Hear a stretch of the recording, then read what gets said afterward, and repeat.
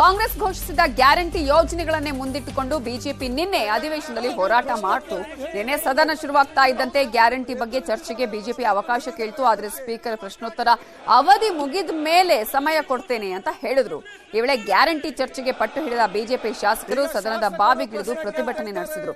Guarantee ಗದ್ದಲಕ್ಕೆ ಕಲಾಪ ಬಲಿಯಾಯಿತು. ಇಂದು ಕೂಡ ವಿಧಾನಸಭೆ ಹಾಗೂ ಪರಿಷತ್ನಲ್ಲಿ ಪ್ರತಿಭಟನೆ ನಡೆಯುವ ಸಾಧ್ಯತೆ ಇದೆ.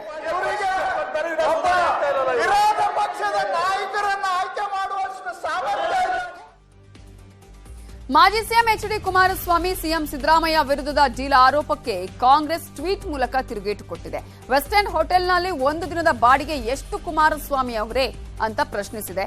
ಅಲ್ಲೊಂದು ಖಾಯಂ ಅಡ್ಡ ತೆರೆದಿದ್ದೀರಿ ಅಂದ್ರೆ ಅದಕ್ಕೆ ಎಷ್ಟು ಕೋಟಿ ಸುರಿದಿದ್ದೀರಿ? ವೆಸ್ಟ್ ಎಂಡ್ ಹೋಟೆಲ್ಗೆ ಜಮೀನಿನಲ್ಲಿ ಉಳುಮೆ ಮಾಡಿ ಬಾಡಿಗೆ ಕಟ್ತೀರಾ ಅಥವಾ ಕೆಎಸ್ಟಿ ಸಂಗ್ರಹದ ಹಣ ಬಳಸ್ತಿದ್ದೀರಾ ಅಂತ ಟಾಂಗ್ ಅನ್ನ ಕೊಟ್ಟಿದೆ. ಕಾಂಗ್ರೆಸ್ ಪ್ರಶ್ನೆಗೆ ಜೆಡಿಎಸ್ ಟ್ವೀಟ್ನಲ್ಲಿ ಟಾಂಗ್ ಕೊಟ್ಟಿದೆ. ಎಚ್ಡಿಕೆ ವೈಎಸ್ಟಿ ಟ್ಯಾಕ್ಸ್ ಬಗ್ಗೆ ದಾಖಲೆ ಬಿಡುಗಡೆ ಮಾಡಿದ್ರು ಆ ಅಸಹ್ಯ ತನ್ನದಲ್ಲ ಅಂತ ಕಾಂಗ್ರೆಸ್ ಅವಿವೇಕ ತೋರಿಸಿದೆ.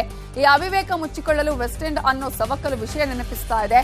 ಹೊಲ ಉತ್ತಿ ಬೀಜ ಬಿತ್ತಿ ಬೆವರಿನ ಹೊಳೆ ಹರಿಸಿ ತೆಗೆದ ಫಸಲಿಗೆ ಲೂಲು ಮಾಲ್ ಮಾಡಬಹುದಾ ಅಂತ ಜೆಡಿಎಸ್ ಪ್ರಶ್ನಿಸಿದೆ.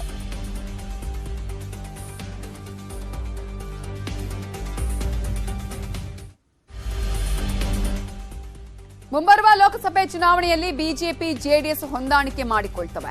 ರಾಜಕೀಯ ಪಡಸಾಲೆಯಲ್ಲಿ ಈ ರೀತಿ ಚರ್ಚೆಗಳು ಆಗ್ತಾ ಇರುವ ಬೆನ್ನಲ್ಲೇ ಮೈತ್ರಿಯ ಸುಳಿವು ಕೊಟ್ಟಿದ್ದಾರೆ ಮಾಜಿ ಸಿಎಂ ಬಿಎಸ್ ಯಡಿಯೂರಪ್ಪ. ಭವಿಷ್ಯತ್ನಲ್ಲಿ ಜೆಡಿಎಸ್ ಬಿಜೆಪಿ ನಾಯಕರು ಒಟ್ಟಿಗೆ ಸೇರಿ ಹೋರಾಟ ಮಾಡುತ್ತೇವೆ ಅಂತ ಹೇಳಿದ್ದಾರೆ.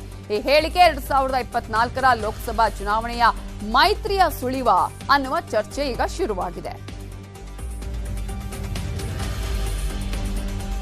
In Karnataka, we are going to fight against this corrupt government. Whatever Kumaraswamy is telling is the truth, and I want to support Kumaraswamy's statement.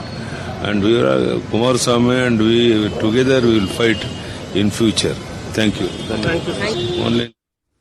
ಕಲ್ಯಾಣ ರಾಜ್ಯ ಪ್ರಗತಿ ಪಕ್ಷದಿಂದ ಗೆದ್ದು ಗಂಗಾವತಿ ವಿಧಾನಸಭಾ ಕ್ಷೇತ್ರದ ಶಾಸಕರಾಗಿರುವ ಜನಾರ್ದನ ರೆಡ್ಡಿಗೆ ಸಂಕಷ್ಟ ಶುರುವಾಗಿದೆ.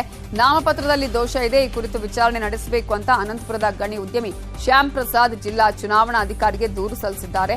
ಶ್ಯಾಮ್ ಪ್ರಸಾದ್ ಸಲ್ಲಿಸಿದ ದೂರನ್ನ ಪರಿಗಣಿಸಲಾಗಿದ್ದು ಪರಿಶೀಲನೆ ನಡೆಸಿ ಸೂಕ್ತ ಕ್ರಮ ಕೈಗೊಳ್ಳಬೇಕು ಅಂತ ಮುಖ್ಯ ಚುನಾವಣಾಧಿಕಾರಿಗಳು ಕೊಪ್ಪಳ ಜಿಲ್ಲಾಧಿಕಾರಿಗೆ ನಿರ್ದೇಶನ ನೀಡಿದ್ದಾರೆ.